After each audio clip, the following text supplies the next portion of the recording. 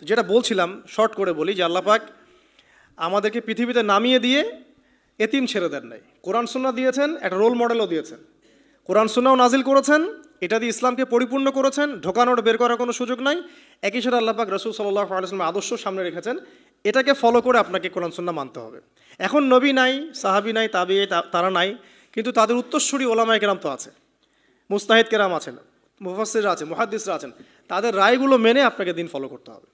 হ্যাঁ, তাদের কোনো রায় যদি দেখা যায় কোরআন সুন্নাহর সাথে সরাসরি বিরোধী হয়ে গেছে, একজন বড় আলেম মনে করেন বললেন যে হ্যাঁ সুদি এনজিওতে টাকা রাখা যেতে পারে, হয়তোবা সে বিক্রি হয়ে গেছে বা তার কোনো মতের ভ্রম হয়েছে বা কোনো একটা কারণে কোনো স্বার্থে সেই কথাটা বলেছে।